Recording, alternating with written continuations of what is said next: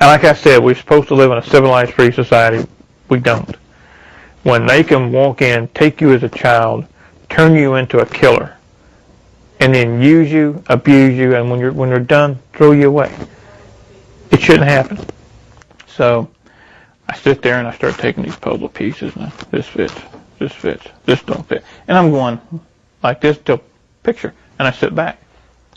The lady walks up to the front. The guy walks up behind me.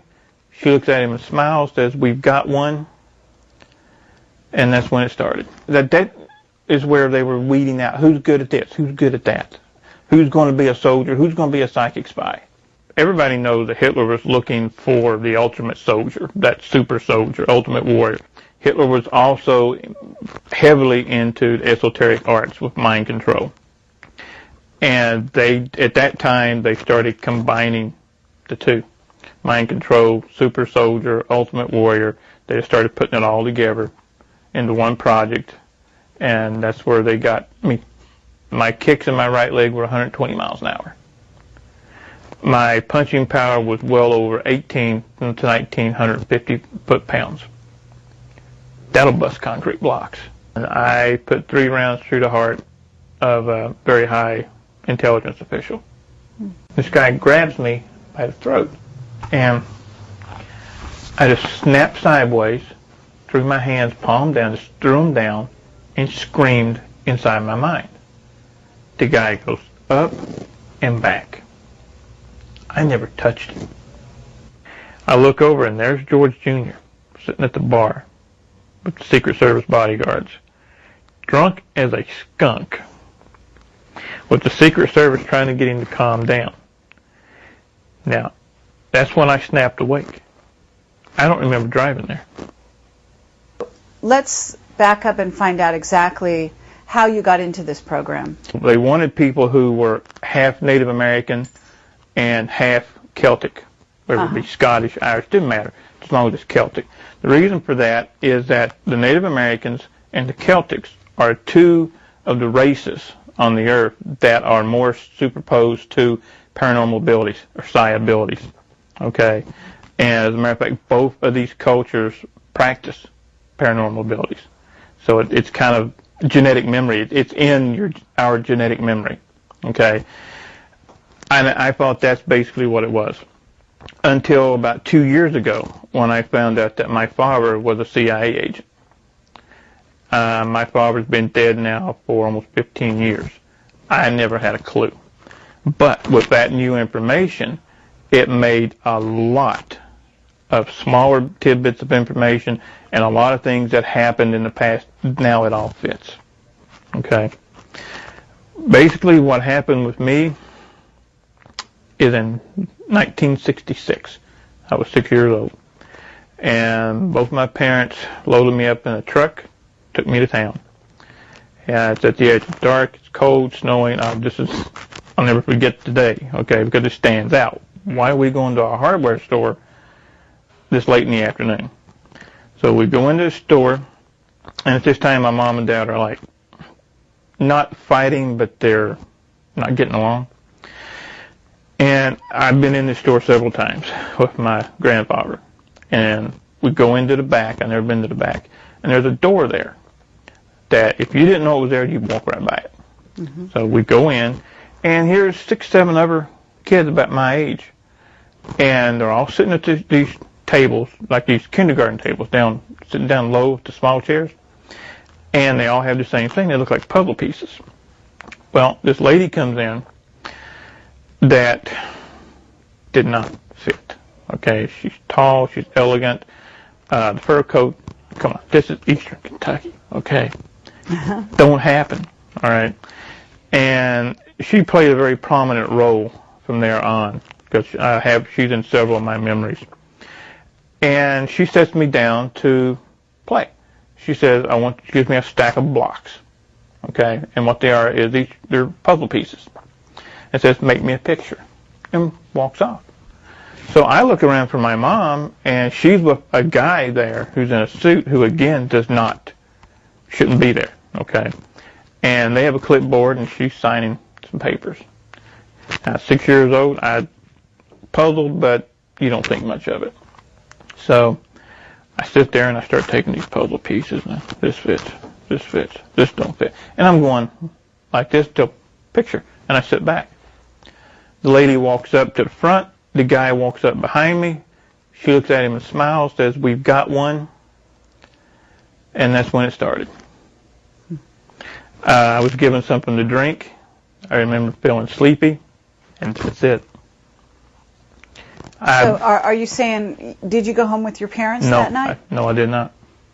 I see. I was taken directly. This is what I found out later, because once I went to sleep, with whatever was in the drink, the Kool-Aid or soda, whatever they gave me, put me out. My next memory was at 9.5 years old. So you have a blank in your memory right now? Yeah. Now, I have some memories have came back, and I have bits and pieces of memories of what happened during all that. Some very vivid, some I have documentation, some are just memories that are there. Okay. And then from there. At 9 years old, why do you remember 9 years old? What happened then? Because I had to take a stint in a hospital. A hospital here, the University of Kentucky. They did some type of procedures that no one's ever really been able to explain to me. Even as an adult, I tried to get the records, and no one will release those records to me. And from there, I had a couple of years as a kid where everything seemed okay, a lot of paranormal activity going on and all that. Then at 14, I'm gone again. Gone to the hospital? No, gone. Memories, gone. Oh. Okay, so looking back, though, you basically feel that you were trained as a soldier during that time? Yes. Could you describe some of the training to us? The easiest way to do that is to back up for 1 second. Sure. Imagine Project Talent, the people in Project Talent, being sent to school. Okay. When we're in elementary school, we're all taught the same thing. Okay. That's where the martial arts training was started. I have vivid memories of 15, 20 of us in a group with adults, and they trained us as adults. There was no kid gloves, okay? 6, 7 years old, 8 years old, you got your butt kicked off. I mean, they beat us tremendously, but we learned, okay? Once and the paranormal training started as well. Everybody, that is where they were weeding out who's good at this, who's good at that. Who's going to be a soldier? Who's going to be a psychic spy? You have at this time certain like a black belt in karate or. Even after I continued on, I took classes on my own. Started a couple of studios. I hold a 5th degree black now, legitimately a 5th degree black. In the real world, right. So to speak. Right. Now. You also said something in an interview that I read that said something about having remembered when you started teaching karate. This is how you triggered some earlier memories of all this. Right. There was one incident in particular. I had a friend of mine who was an ex-Green Beret, and he wasn't a regular.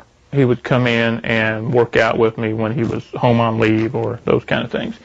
And we're sparring one night, and he's a big, rough, broad-boned guy, okay? He's going to go in a bar and wipe half of it out and everybody sweat. So we're sparring, and I did a technique that when he came up off the floor, he's angry, bumfuzzled, He's like, where did you learn that? And then it hit me. I don't have a clue. Where did I learn that? And he said, that came straight off the farm. I'm only 19 years old. I said, farm? What are you talking about? Cattle farm? Pig farm? I didn't have a clue. And he said, the CIA training facility. The farm. And little things started clicking. Okay? And when I really started to get memories back was about 8-9 years ago when I had an automobile accident. And it ruptured 3 discs in my neck. And when they finally gave me the MRI, the electromagnetic resonance didn't mesh with the cranial implant. That you had gotten... Somewhere, somehow, I have a cranial implant.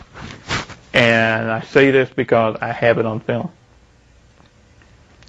And when they put me in the MRI machine, when they turned it on, when it started to spin, okay? Right. Imagine tremendous pain. Also imagine you're in there and you see 1,000 TV screens. And they come at you at once. On each one of those TV screens is a picture. Each picture is a memory. And it's just coming. That's amazing. That's how I started to get total memory again. And now, I don't know, was this also correct? You were screaming and the engine, yes. the MRI blew up? Or? The MRI the machine itself caught on fire. That's what brought me out of it. Because I'm there in nothing but my underwear and a gown, holding my head, screaming bloody murder. And I noticed smoke, okay? And the techs come out, nurses come out, and they grab me, and they want to do all this to get me out of there. They start with the fire extinguishers and all that. Wow. Now, do you have the cranial implant to this day? It's still there. It's still there. It's just, from what I understand, it's not working. Oh. And what makes you think it's not working? Because I haven't been used anymore. I haven't had the blackout spell and be gone for 3 or 4 days or a week with no memory. Okay. They stopped. This one is dead center in the brain. It looks like a grain of rice, and it's just dead center in the brain. So it's right that there. small? It's that small. Wow. And I've had it checked through independent sources, and they look at it and like, you got a problem. It's got to be removed. Man, you're going to die. I said, no, it's fine. Don't worry about it. I don't tell them what it is. Okay? I just want their opinion. I want to hear what they have to say. I don't say anything unless I have the proof, or I have someone else who's willing to sign a deposition saying that they were there, they saw it, they know. If I don't have proof, I'll say, this is what I think. Okay. So back when you're a child and you go to the hospital, you said, did you have something going on with your body that they changed at that time? Do you know what happened? I remember going through a procedure, okay, and I remember waking up, and the machine, so this would have been 1969, okay, and I remember the machine was about the size of this table, canvas wrapped, and they were bringing it down on top of me, and it would get hot. And I wasn't supposed to wake up. I was supposed to be drugged completely while I woke up in the middle of it. And I remember being dozens of tubes laying to each side of me where they had been plugged in one at a time. Wow. Now, what happened? I don't know. Now, did you have uncommon strength, or were you, did you notice drastic changes in your outlook towards reality? I mean, at 14, this is probably hard to tell, but, as time went on, do you think that you developed at a different rate than other children? Yeah. Because of maybe some of this? I think so. I've always been stronger, faster, more endurance than anybody around. And that is also the same with all of us that came out of these projects. That's part of the super soldier structure. They want the super soldier to be just that super, beyond normal, faster, stronger, more endurance, pain tolerance, et cetera, on and on and on. That's what they want. So can you tell us what abilities you have? But if at the peak of your performance, if you want to call it that, what do you think you were capable of? Physical ones, yeah. I've kept. The paranormal abilities, I have kept some. The main paranormal abilities come out when the alternate personality comes out. That's one of the things that they did to us. They gave us alternate personalities. So we were trained in the alternate personality. I have witnesses that have saw me bust heavy bags with one punch. You're not supposed to be able to do that. I was measured for punching power, speed, and everything at Burlington, Wisconsin, at a facility up there. It's no longer there. That did all the testing for the pro sports, for the football teams and all that. My punching power, at this time, my weight was 175 pounds. And when are we talking? How many years ago, or what year, if you, generally speaking? Let's see. 1984. Uh-huh. In the spring of 1984. Okay. And the testing came out as unreal. My punching power was heavier, stronger than that of a super heavyweight boxer. My kicking power and speed was even more than that. My kicks in my right leg were 120 miles an hour. My punching power was well over 18 to 1,950 foot-pounds. That'll bust concrete blocks.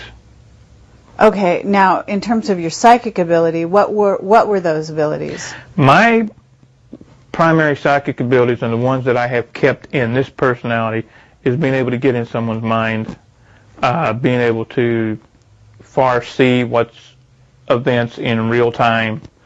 And when I mean get in someone's mind, I don't mean read their mind, read their thoughts, hear their thoughts.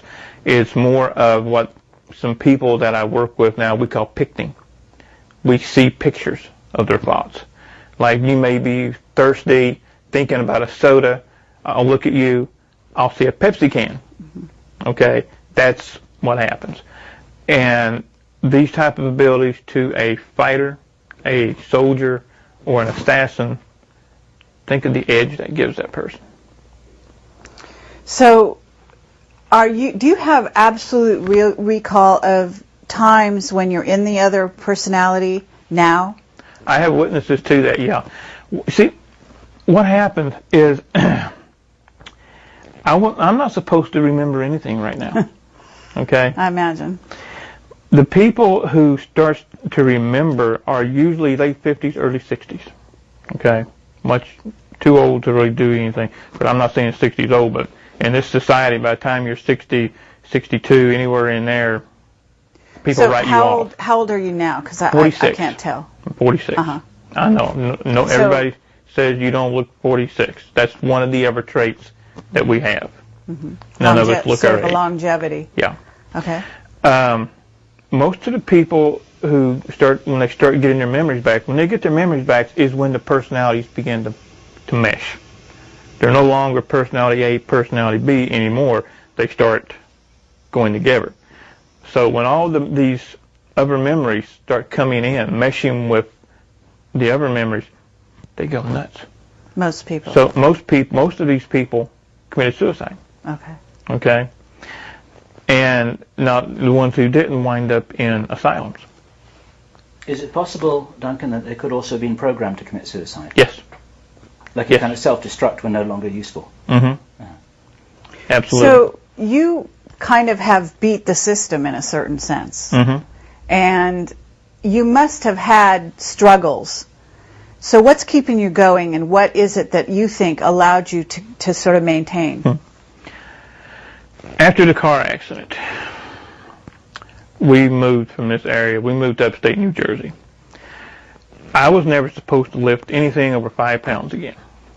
I was never supposed to be able to hold my arms above my head. That's how serious the neck injury was. 2 o'clock in the morning, I'm sitting in my apartment in New Jersey, and this little voice comes in. Says, "What the f*** is your problem? What's wrong with you? You wimp, you're going to give up? You've been a fighter all your life. Get up and fight." I started doing push-ups at night. A year later, I'm fine. So you basically brought yourself back from your injuries. The injury's still there. I can go to a neurologist right now, let them do an x-ray, and they'll look at me and say, "You need to be in surgery today." Okay? Huh. but I refuse to go. The pain is still there. I live with pain 24/7. And again, if this hadn't been done to me as a kid, yeah, I'd probably be taking pain pills on a regular basis. But you're not. I take nothing. Mm-hmm. So, now I'm curious because you have this tattoo on your arm. It looks actually kind of beautiful. Is this something you got in Vietnam? No. This was supposed to be one of a kind. It's my design. Really? This was something that came to me in a dream, actually. Wow. And I designed it. Is that a dragon? That's a dragon. Uh-huh. And I had a tattoo artist do it for me. And it stayed one of a kind for a couple of years, and then all of a sudden I started seeing it out, and she does have her work on a website. Uh-huh. And then I'm walking in the Walmart across the street of all places about 6 months ago, and there's a paperback novel, and that's on the front cover of the paperback novel, identical. And you designed it? And I designed this. Wow, cool. It's very nice. So what happened in Vietnam? Because you have an amazing story about that. I was in North Vietnam twice that I know of. Okay. Some of these areas are still murky because, like I said, I keep finding out more things every day. Okay. Once when I was 12 years old. Okay. I know people say, "My God, 1972. You were in Vietnam in 1972." Actually, we weren't in Vietnam. We were in Cambodia. Okay. We weren't supposed to be in Cambodia. A Navy SEAL team and a Marine Corps recon team were pinned down by the Cambodian Khmer Rouge. They called in for reinforcements, somebody to get them out. And I'm telling you exactly what a Marine Corps recon captain and a Navy SEAL captain told me. Now, I have my own memories of it, but I saw it from my point of view. I'm going to tell you from their point of view. A black helicopter, a Huey, lands. 12 kids come off the chopper.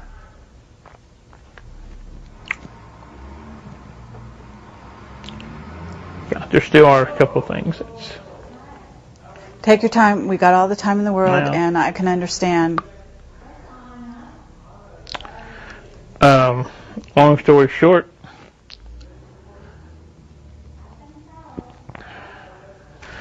we came off the chopper, formed a semicircle, and we all held hands. Were they all boys? No. Oh. Were they all around the same age? Yeah, I was the oldest. Okay, so all around the age of 12? Anywhere between 9 and 12. I was team leader. Okay. On that. We held hands, raised our arms, and killed them all.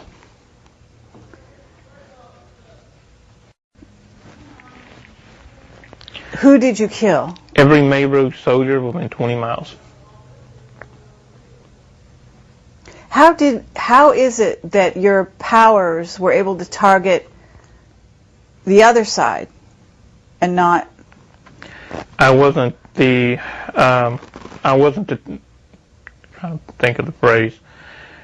I was like the lead battery, but I wasn't the one who did the targeting. Who aimed. So you didn't actually aim your power. You guys were the power. Someone else did the aiming. Was it the kids that did the aiming or someone else completely? One of the other kids. Oh, yeah. Okay. Now, did you know the other kids? Mm-hmm. At the time you knew the kids? I know one right now. Do you? Mm-hmm. Okay. Now, is this person willing to come forward or not? Not this one, no. Are they even aware that they're one of them? Mm-hmm. Are they? Yeah. Wow. Okay. Well, I mean, we really appreciate that you're sharing this with us because this is obviously a huge thing, and people never like to talk about the sort of negative side of the powers of the mind, but obviously this is one of the applications, and there's no reason to hide it. It's not that. It's funny. I've done a lot of things that were not of my doing, not of my making. Mm-hmm. Some of them bring out an emotional response. Some don't. Some are kind of like, so what? And some I have no control. And I go through this little emotional, and then I'm okay, and then I'm fine with it. Sure. You know, it's like, I can't cry on command. Believe me, I've tried. Okay. But the way it was explained to me, it makes perfect sense. 12 kids. Imagine 12 batteries. You have one battery, you might get nothing. Add 2, you get a jolt. Add 3, you get a burn. Add 12, you get electrocuted. That's basically what we did. The 12 of us joined up through everything, kind of the semicircle, start from the center, because I was in the center, like this, out. And that's what happened. And this is something you guys were obviously trained to do. Right. Do you have a memory at all? Has anything come back of your trainers? Remember the lady in the hardware store? Yeah, she figured very prominently when I was young. The next memory I have of her is in a lab coat. And I'm in this house. It's been described to me as the mansion. And I have my couple of ideas where this place is or was, but I have no proof. Okay. I'm in a hallway, and there's green and white tile. These 12 by 12 tiles is on the floor. And I'm doing something that all of us that come out of this has the same trait. We don't come down on one knee or anything like that. We squat. Makes no sense in some ways, but in some ways to us it does. We squat on the balls of our feet with the arms out loose, almost like an animal. Okay? Okay. About 10 feet away, I have a small water bucket.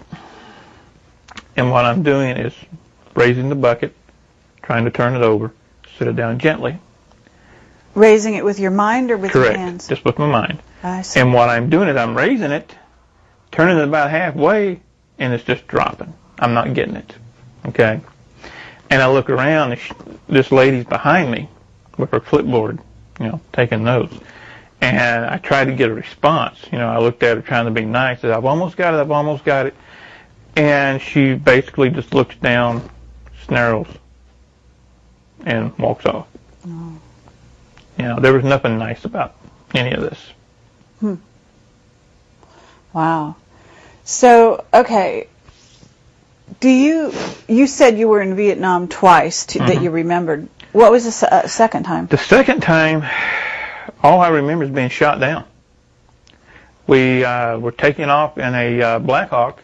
No, I'm sorry, not a Black Hawk. That was that's another incident in a Huey, and we got about 10 feet off the ground, and took some anti-aircraft fire, and we went down.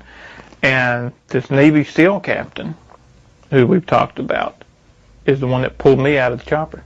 Oh, so this is the guy, the witness that you say is also witness to the Vietnam incident that you told us with the kids. Correct. And he was in charge of where was he at the time? The easiest way to tell you about this guy, his whole family was CIA. Okay. He was one of the most decorated and had one of the best kill records in Vietnam. His abilities as a sniper were unparalleled. And then at the same time, he was also a sailboat captain, because he pulled, I think, 5 or 7 tours in Vietnam. So, but he wasn't messed with the way you were, I'm assuming. He does have some memory gaps, yes, but not to the extent that I have or some of the other. And how did you guys hook up? When I started getting my memories back, I started looking for him. Because you knew who he was? I mean, now you remembered from the age of 12 who he was? Yeah. I remembered his face, and I knew, being what he was, he's going to only be in certain circles. So I started frequenting those circles. And I finally found him, and we sat down at dinner at a casino and started trading stories, and that's history. Wow. That's great. Is he willing to come forward on record? He is, yes. Would you introduce us? Yes. Thank you. Absolutely. Okay, so can you tell us a little bit more? I mean, I'm going to imagine you were a remote viewer. Am I right? Not one of the best, but yeah. Okay. So you were physically trained. You were mentally very astute. What was your title? Were you, in other words, you said some were psychic spies, some were warriors? Correct. My problem, and I've been told this by some very strong psis, is my problem is that I fight the psychic abilities. I don't just let them flow. I fight them for whatever reason. I block them myself. Mm-hmm. As I graduated through Project Talent, I said it was a school, moving on. At what age was this, would you say? This would have been mid to late teens. Okay. I was turned into a soldier with psi abilities. Mm-hmm. Like I said, I wasn't one of those that was put into the pitch black room and could tell you what a politician 4,000 miles away was having for breakfast. Okay, I wasn't one of those. Okay. I know some people who were. Sure. But I wasn't. Now, did you know Joseph McMoneagle in that? That name does ring a bell. Uh-huh. I've been asked that before. I just can't say for sure. Okay. So where were you based, do you think? I mean, you weren't based in Kentucky. No.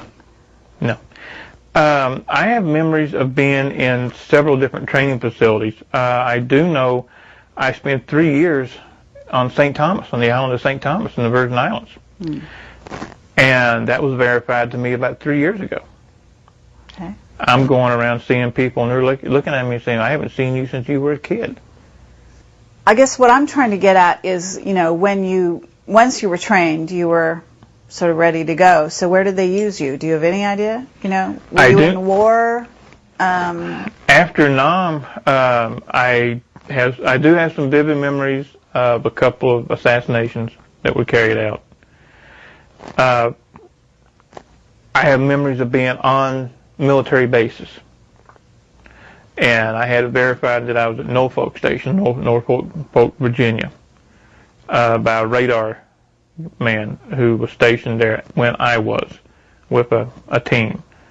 And he contacted me because he saw my picture. Hmm. And so he told me, what happened during this time is that he told me things as fact that happened that I thought were just dreams/memories. And he's telling me this without me telling him anything. Were you an assassin? Yeah. Okay. Yeah, I was.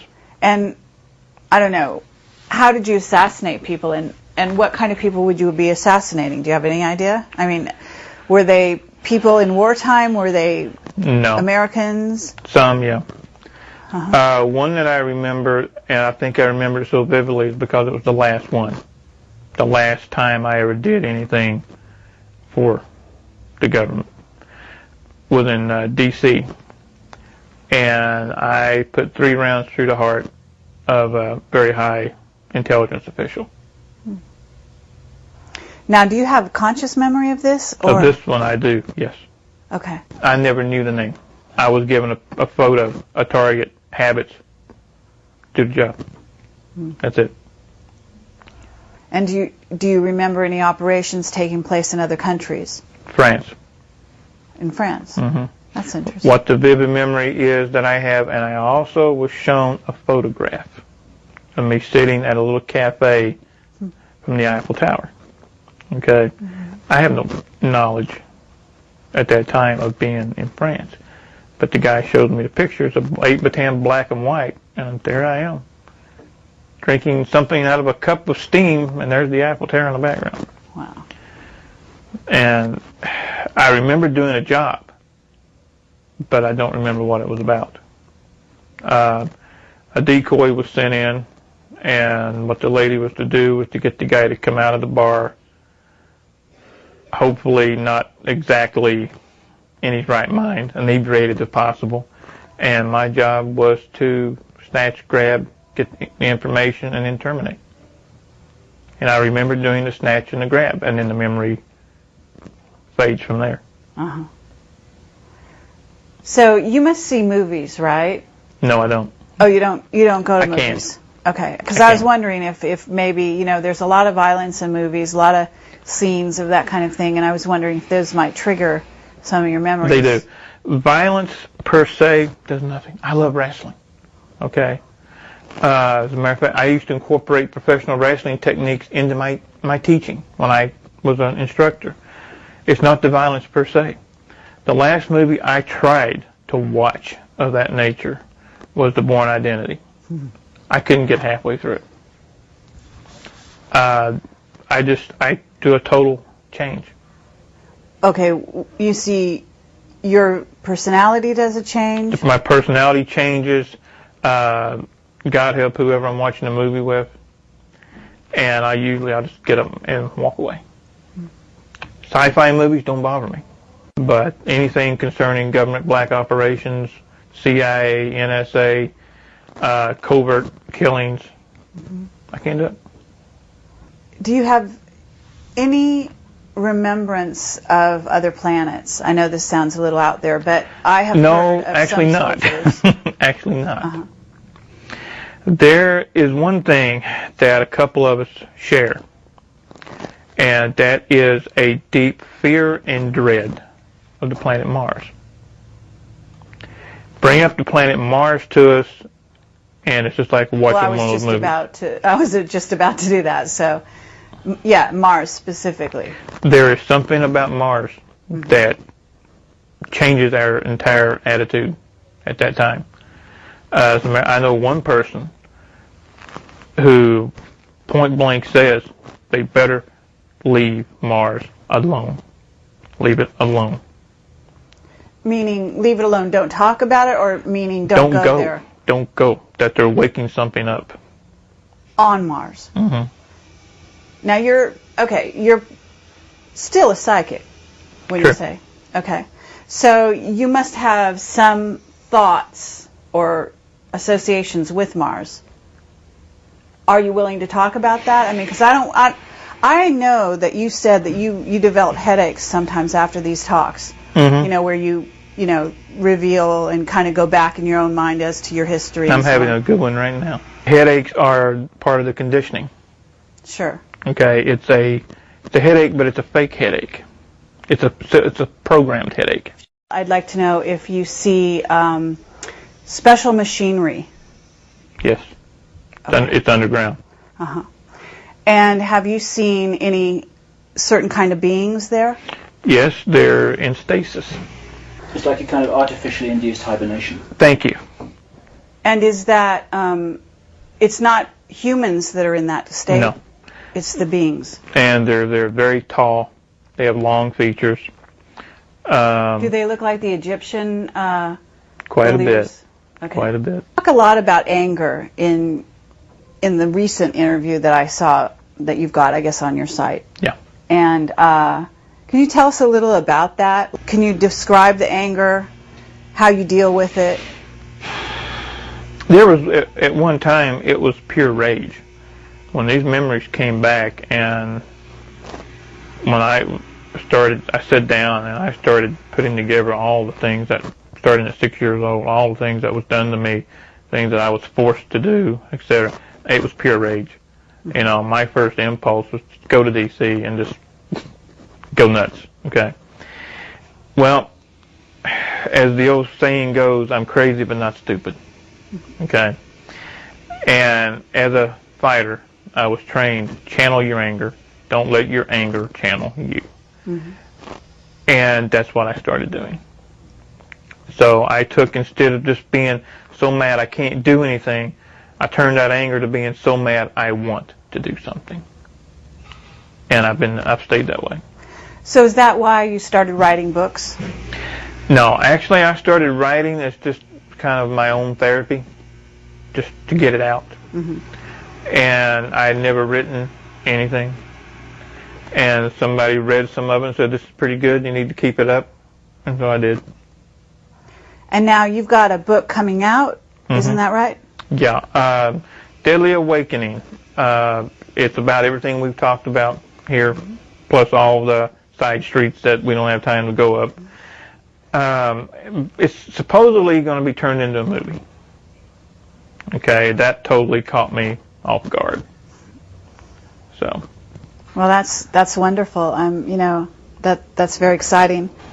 In terms of telling your story to a wider audience, what would you like to result from that? I would like to see enough people wake up to march on Washington and say these projects stop and hold the people accountable. Okay, there's not going to be class action lawsuits. There's not going to be prosecution.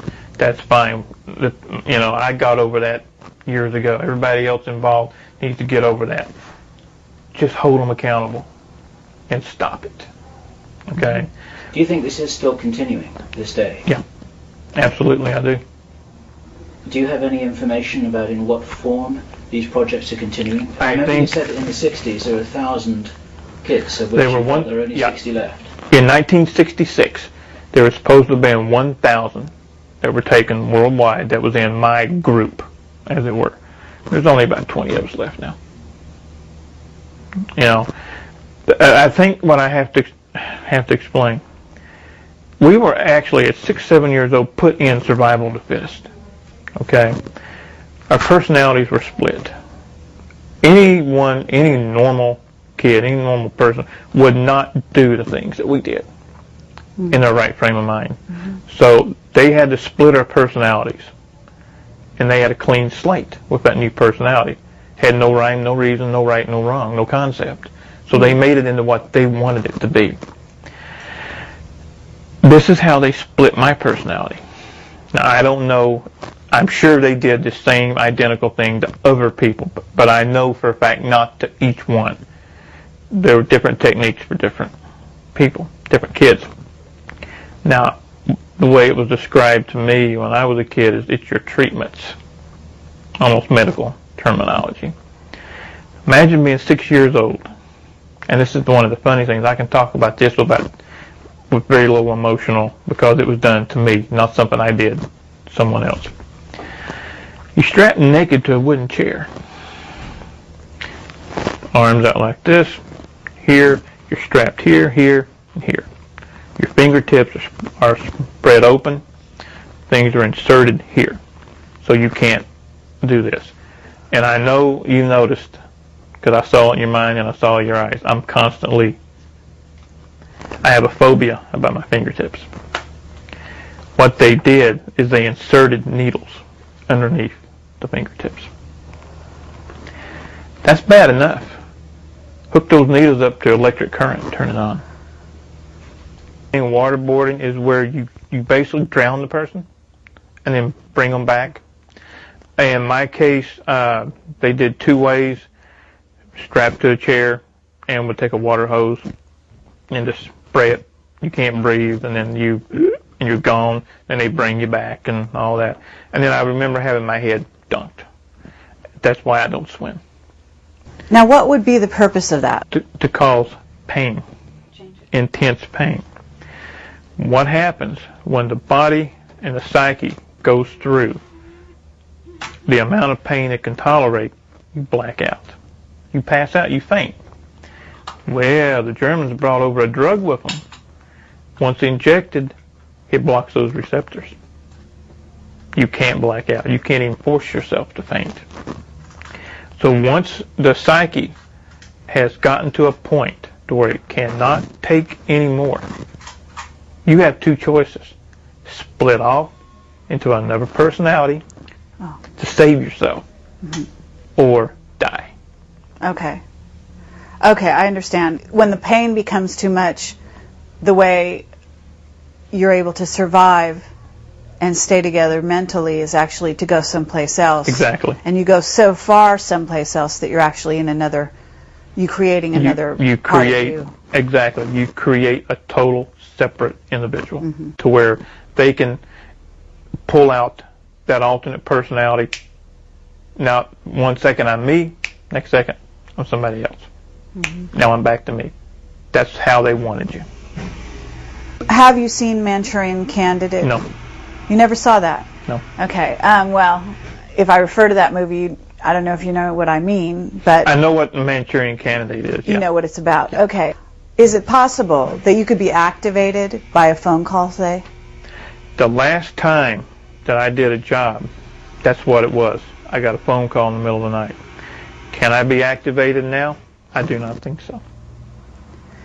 They burnt the chip out. Okay. Do you think it's a tone? Do you think it's words? I mean, do you have any idea what it is? I think it's a combination, and I think it's more than one. There's, in order to open a combination safe, you've got to have a combination, which is more than one number. So I think what they did, they set up, you have to have a system of checks, balances, and fail-safes, to where if you're watching TV and all of a sudden you hear the correct word or whatever, you freak out, kill everybody. Then you will start seeing this happening everywhere. There has to be a fail-safe to keep that from happening. So I've always thought that it's a combination of words, tones, numbers. I see. What have you. But what happened during this night is I was in bed. My wife and I were in bed.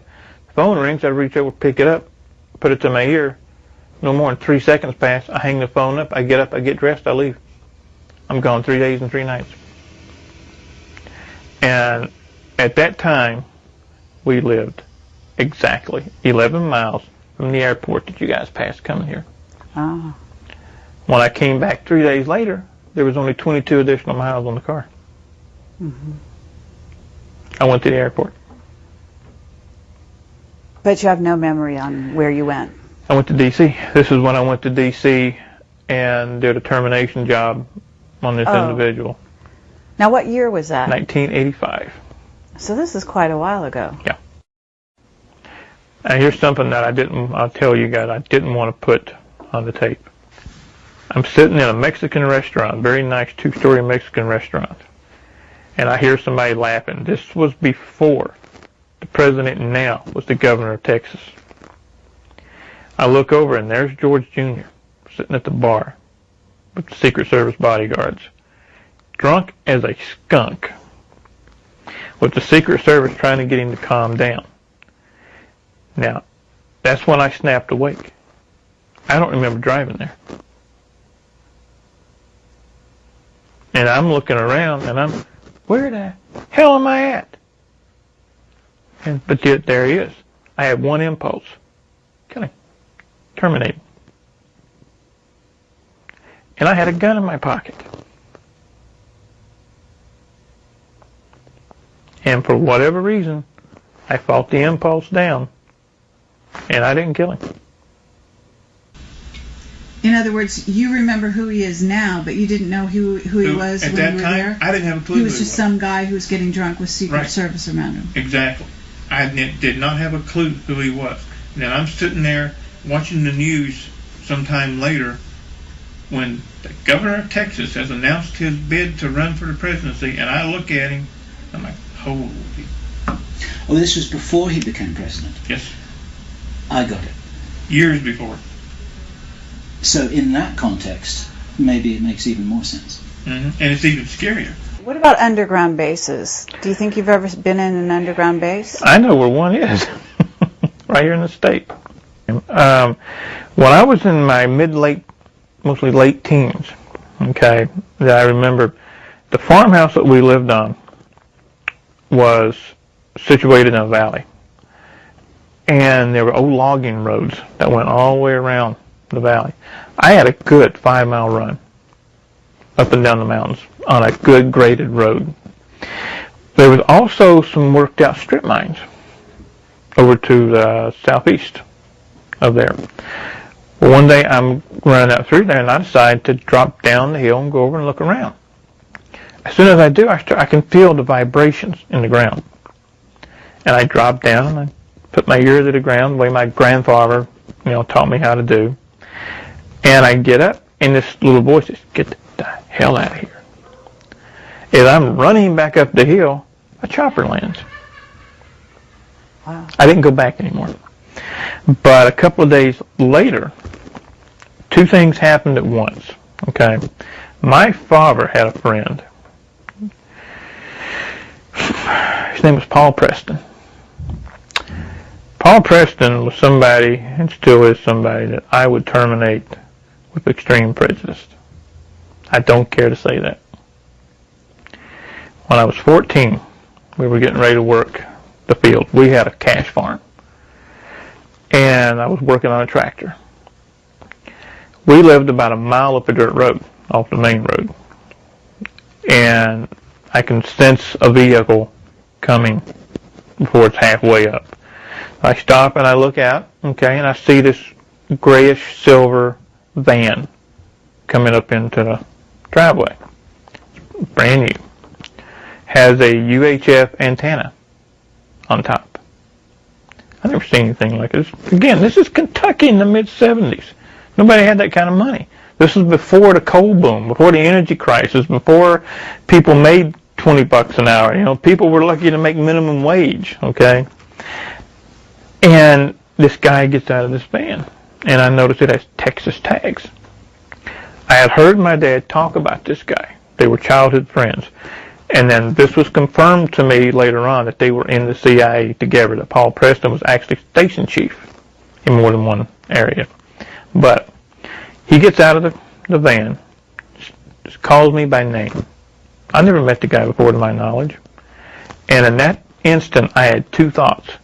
One was run, because this guy's bad news, this guy's dangerous, run.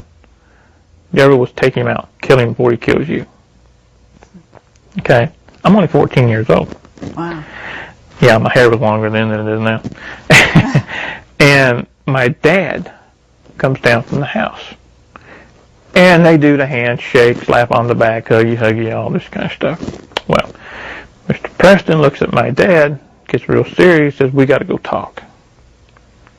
Now, my dad changes. His demeanor changes. So they go away for about 20 minutes. And all this time, you know, I got the tool chest. I'm getting the tractor going, you know, spring plow, you know, all that kind of stuff. 20, 30 minutes later, Paul Preston comes back down from the house. He ain't talking to me then. He's in a real bad mood. Gets in the van, leaves. I barely saw my dad the rest of that day, because this is early morning, because it's still cool. You know, you didn't want to be around him the rest of the day. Okay, he was one ticked off Irishman. Well, that night, okay, my mom had a habit of sitting on the front porch at night. And I slept upstairs. She came in that night about 10, 11 o'clock, screaming for my dad that there's something over top of the house. And by the time he went out, it was gone. And I could hear the whole conversation. She said it was bigger than the house, was round, had lights all the way around it. I didn't know anything about UFOs. I knew nothing about that. I knew farming. I knew martial arts. You know, I knew how to fight. I knew how to hunt, how to track, etc., etc. I knew nothing about anything like that. So the next night, this happens again. The third day, something happens to me. Okay? All the time I work and I train. I work and I train. So I'm going 12 hours a day every day. I worked out even harder than I had ever done before. And I think the reason being is to go to bed early, because that's exactly what I did. I went to bed early. That night, I go to bed. I'm laying there. Don't know how long. But I feel like I'm on fire when I snapped awake. I can't move. All I can do is open my eyes. The whole upstairs is full of light. And I can see a bipedal figure standing by the bed. I can see a head, I can see the arms, I can see the legs. That's it. And I know it's talking to me. It's telling me something. And the next thing I know, my dad is shaking my shoulder, because my brothers saw the light and they thought the upstairs was on fire. That's all I remember. I don't remember anything again until I'm almost 18. Meaning no memories between the age of 14 and the age of 18. Right. I didn't get my driver's license until I was almost 18. I should have had them at 16. I didn't get them until I was almost 18, because I wasn't around to get them. Do you remember what the being looked like, other than 2 arms, 2 legs? That's all I could see. A torso, 2 arms, 2 legs, and a head. Not an oval-shaped head, but a head-shaped head. A normal shaped head. I'd estimate maybe 6 feet tall. And it was white as well, but a paler shade of white than the rest of the white in the room. I think all of these go together. The visit from Paul Preston, the craft over the house, and then my leaving again. All go together. And your father's anger, perhaps? Yeah. Okay. I think he may have thought, for whatever reason, that I was clear of it. And then Paul Preston comes back and says, no. I don't think he had a choice in the matter.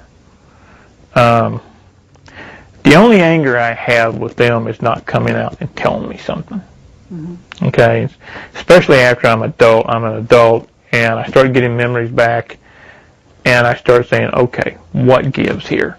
I know this isn't what happened. I know this wasn't right. What gives? I think I deserved more of an answer than can't tell you and leave. The first thing I did is when I started getting memories back is I started looking up old friends. And I would ask them, during this year, 73, 74, 75, where were we? What were we doing? I have memories of doing things. And every one of them, to a T, we were doing this. We were out doing this. Well, I remember that. They go, how could you? You weren't here. And one guy even went so far as to say, we went up to the farm to pick you up one day to see if you wanted to go away. We hadn't heard from you. Your dad ran us off. So what I had of those years were false memories. The memories I had of camping, going to the Dairy Queen, that kind of thing, were implanted. So you also said in your writing that you have one of your arms is wired or something, as the right you call one. It? Yeah. The implant is right here. I know it's right there for 2 specific reasons. One, I had a guy put a meter over it, and they found it that way. And 2, it itches. And what it is, I call it an enhancer. It increases physical strength and speed. There's like wires that run from it that go down the arm out into the fingers. And it's only in this shoulder and this arm. It's not body-wide. I wish it was, but it's not. This is the hand and the arm that I've busted many heavy bags with. As a matter of fact, there was an incident to where I grabbed a guy who was a good 40 pounds heavier than me and just straight up off his feet. And then when I realized what I had done, it just dropped. It's like it's tied. I don't know the science of how it's tied in. I really don't. But I know that it's tied in with the fight or flight scenario. When there's danger, it kicks in. If I feel threatened, it kicks in. The throwing of energy, yeah. That one freaked me out when it happened. I had a job in Lexington, a place that was, at that time was called the Community Kitchen. There was no kitchen. What it was a facility for homeless, indigent, that kind of thing. We had doctor's offices, we had social service offices, showers, clothing, all that. But it was also a haven for pushers, users, abusers, rapists, killers, you name it, they came in there.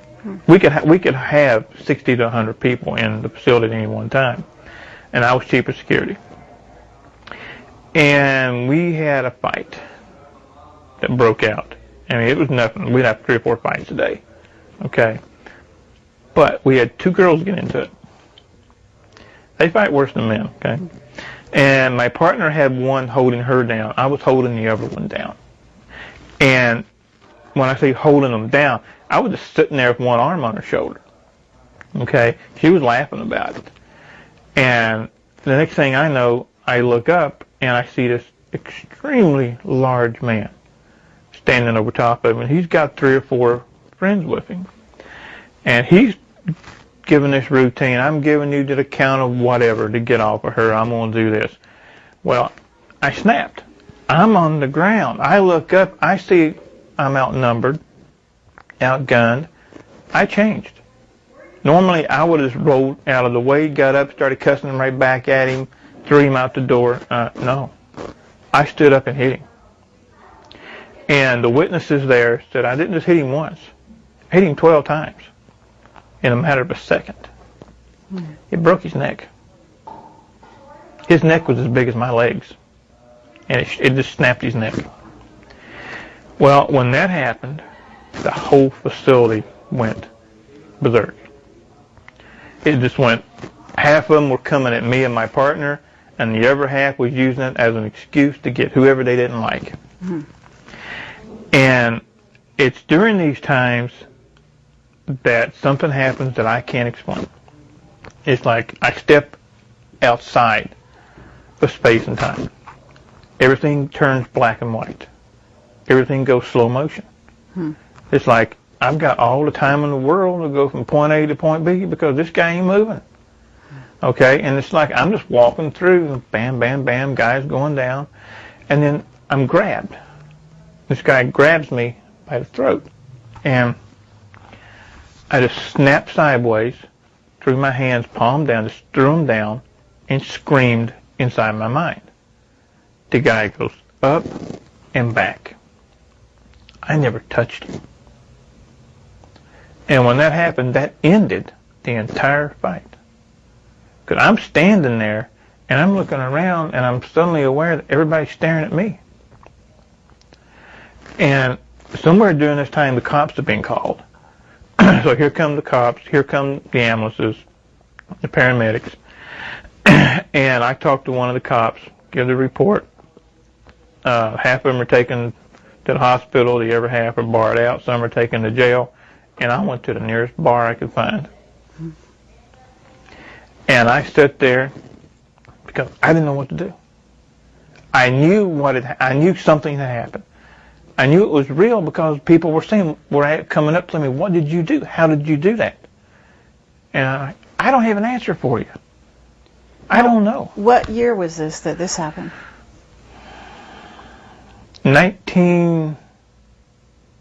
either 89 or 90. I'm trying to, I worked so many jobs during that time, during those years, which is something else that I've been told is vindicative of all of us that came out of these black operations. None of us could hold a job.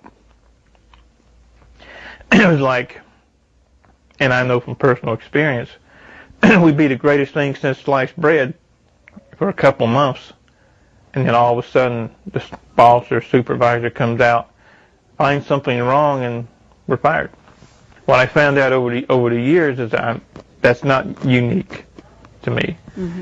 Is they want to keep you one step below poverty level, keeps your mind occupied on other things.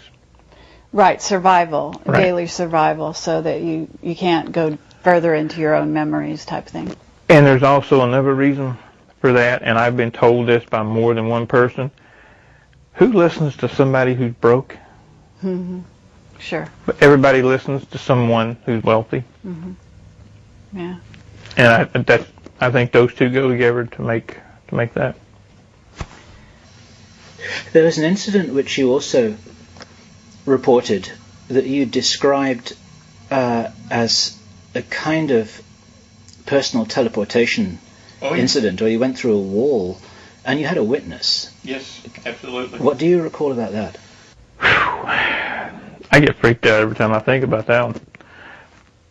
It was at a house in Oklahoma, and I was helping a friend of mine move, and I was in the one bedroom, and she was in the kitchen. For me to get from the bed to the front door would have entailed going down, cutting across, down, cutting across, very winding way. Well, as I said, she was in the kitchen, straight line, kitchen, living room, front door. No door in between, no wall in between. Well, she was reading and doing her own thing in the kitchen, and I'm sound asleep. And her youngest son gets up screaming and goes to the front door trying to get out. This is 2, 3 o'clock in the morning.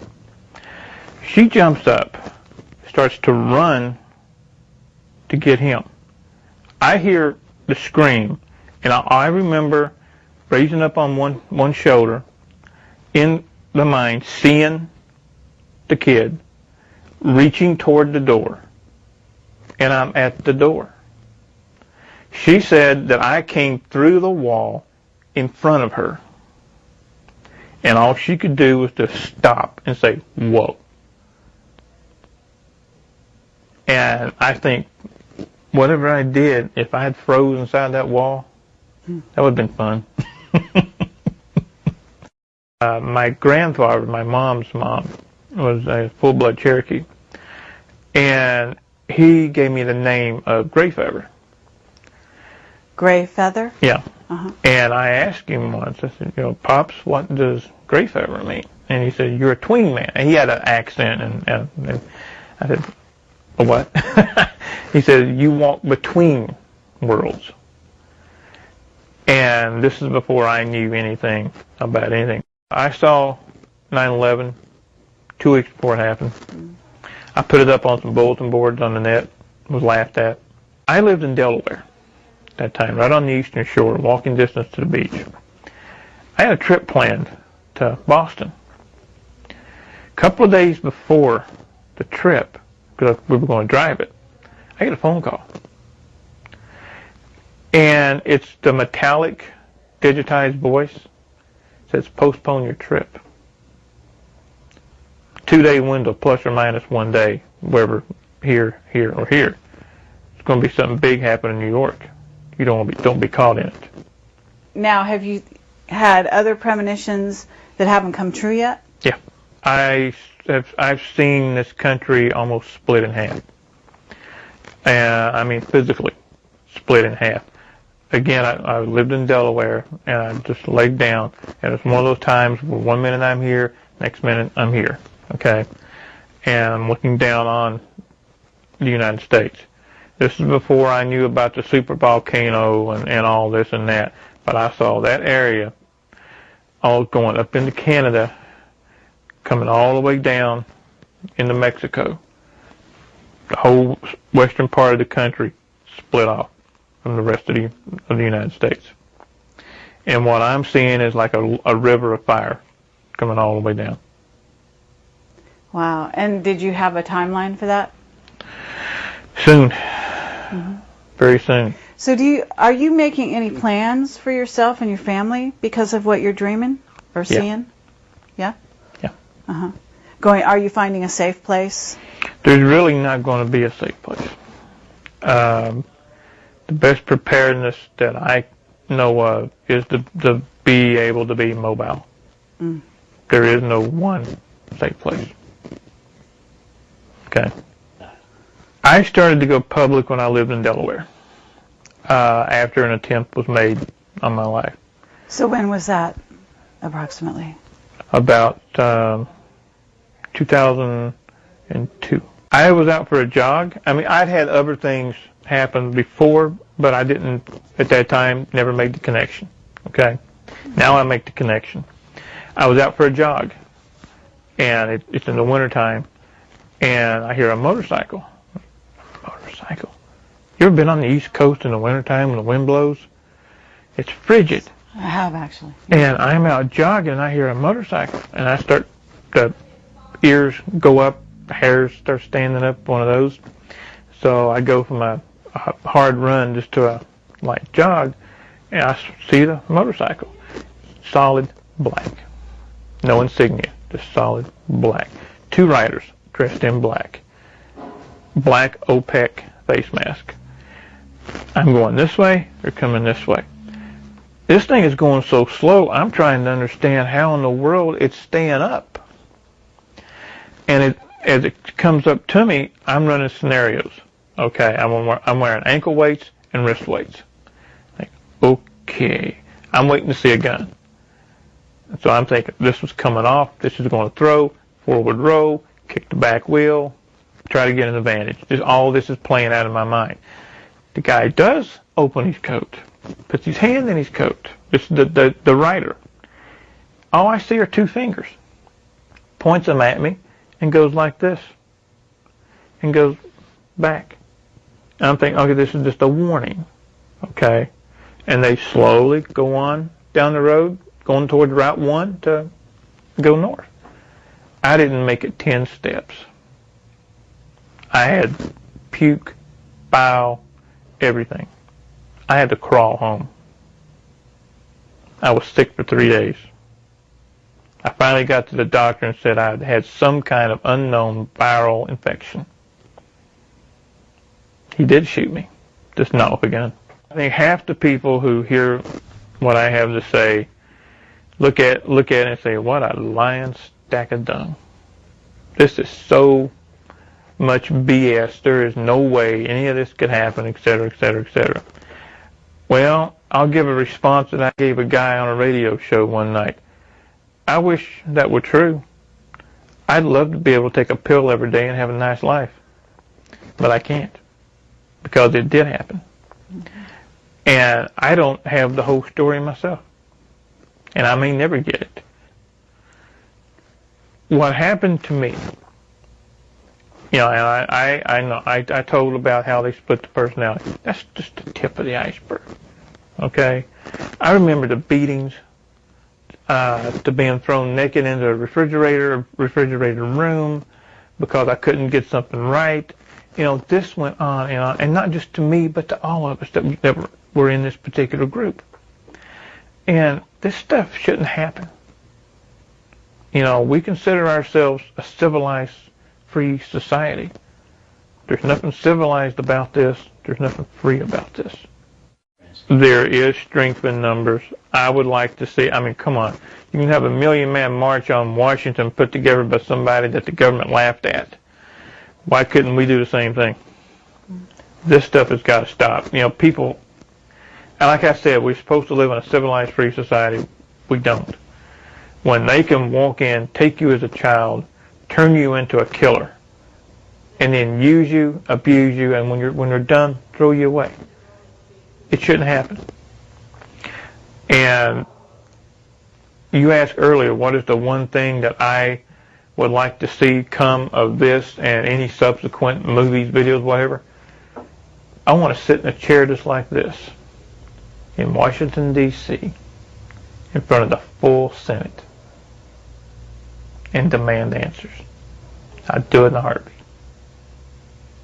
I ain't shy.